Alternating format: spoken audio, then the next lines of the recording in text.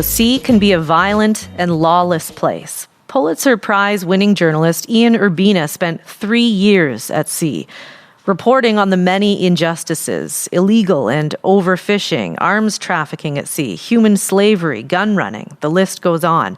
And last year, he released his book, The Outlaw Ocean. In it, Urbina writes, "The unfortunate truth is that in much of the maritime world, the law protects a ship's cargo better than its crew." Now, that book inspired a music project. Artists from around the world are providing soundtracks to Urbina's prose using his field recordings from the sea. And one of the collaborating artists is from right here in London. Zachary is an electronic musician and producer, and he's on the line with us now, as is New York Times journalist Ian Urbina. Good morning to you both. Good morning. How are you? Doing pretty well. Ian, I'll start with you. Tell me about your time at sea. And I know it was a significant chunk of time, but tell me a little bit about what you saw. So the reporting took about 6 years to do, and its goal was to sort of show the diversity of largely misbehavior occurring out there, the sort of gritty characters that occupy this frontier that makes 2/3 of the planet, the watery West. What we documented was murder of stowaways, intentional dumping of oil, arms trafficking, human slavery, shackled deckhands, illegal whaling, abortion providers providing abortions in international waters, just a real plethora of work and behavior out there that I, at least initially, was not aware to have existed. And so who were you with? Who were you traveling with during this time? Well, each story was different, right? And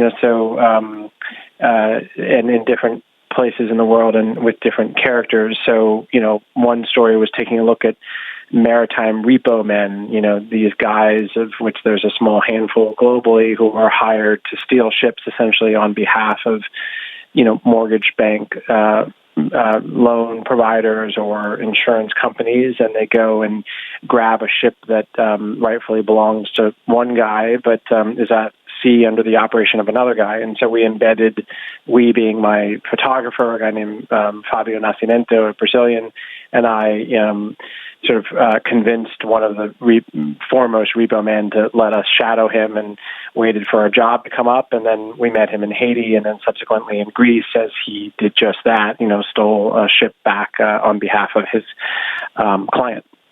And so during your time of convincing people to let you follow them, people who clearly sound as though they were not following the laws, if there are laws, I mean, what did you learn about what governs the sea?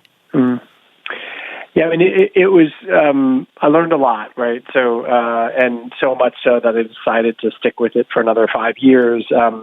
On one level, you learn about the place and the people and the realm, and I learned that, it's relatively lawless and crimes occur out there, and what makes them different than when they occur on land is they largely occur with impunity because there are no police out there patrolling and the rules are complicated and murky.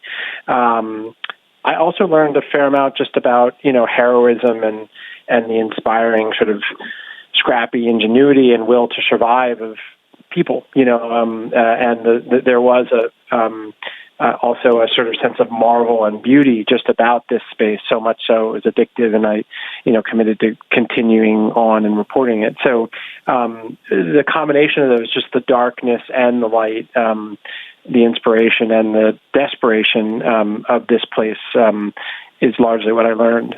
So you wrote a book, and then you decided somewhere along the way that it should also have a music component, a soundtrack? Where did that come from?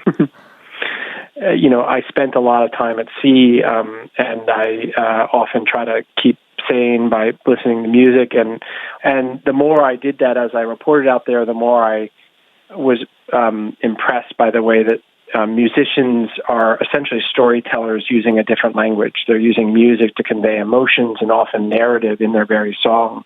And I thought, well, wouldn't it be amazing? Why should movies be the only things with soundtracks? Why can't a book have a soundtrack? And so wouldn't it be amazing if we paired this book, this reporting, with music and indeed handed the content over to musicians and asked them to translate it into their language, and that was the core idea. And I didn't know whether musicians would embrace it, but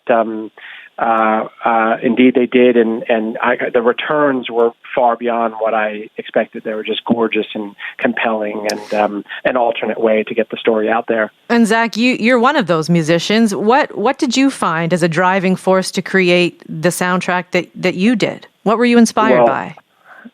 Mostly just what I learned from the book. I mean, occasionally I would, consider the fact that, yes, there is this kind of empty, lawless space on the planet, but I guess I never really fully understood the depth of it until I picked up Ian's book. So it was just sort of wrapping my head around this concept that, I mean, considering we live in such a documented, observed world, that 2/3 of it is completely in the dark, essentially, just, tried to fully understand that and then incorporate that into the music that I was writing. And like Ian said, there's some beauty within it, but it's, there's some beauty within the darkness itself. And I guess I tried to bring that out through the music, which I typically, I guess, write more melancholic sounding tunes. And I felt that was a perfect fit for something like this. And did you use sounds that were recorded from some of the ships? Yes. Yeah. No, Ian provided a wonderful archive of sounds from his experiences on boats, some field recordings with some shortwave sounds. And kind of field recordings are something I typically work with already. So when somebody hands you an archive of several gigs worth of, unused sounds that people haven't already had access to necessarily beyond the project, this was a whole new experience for me. And Ian, what do you make of what Zach produced? Oh, it's gorgeous. I mean, it's exactly what I fantasized would be the outcome. And Zach, I wish he wasn't on the phone because I feel like I'm embarrassing him. But, I then talked to Zach and other musicians, 2 months later, and they knew the content inside and out. And that was really inspiring. The fantasy I had was one of Zach's already existing fans or a new fan comes across the album, they listen to it, and they say, wow, that's a really amazing song. And then I wonder why, what's that sound, that's in it? What's that about? Why is it titled that? And, whoa, what's this video that's paired with it on Spotify? And people are curious, right? And they start digging into it. And all of a sudden, they're jumping over from Spotify to the original article, and now they're reading more about it, and they're moved by it in a really kind of respectful, non-ramming it down your throat sort of way. And that was the hope, of what would happen, that it would be great music on its own accord, but it would also be a doorway into the journalism for those who are interested in walking through it. So cool. Zach and Ian, thank you so much for speaking with us. I appreciate it. Thank you. Thank you. Zachary Gray is an electronic musician and producer from London. He collaborated with New York Times journalist Ian Urbina on the Outlaw Ocean music project. You can find out more at outlawocean.com. Now, to give you a taste, this is Zachary Gray and Red Sky. You have to go now. Time was running out. And the waves were getting worse. Then it slowly began.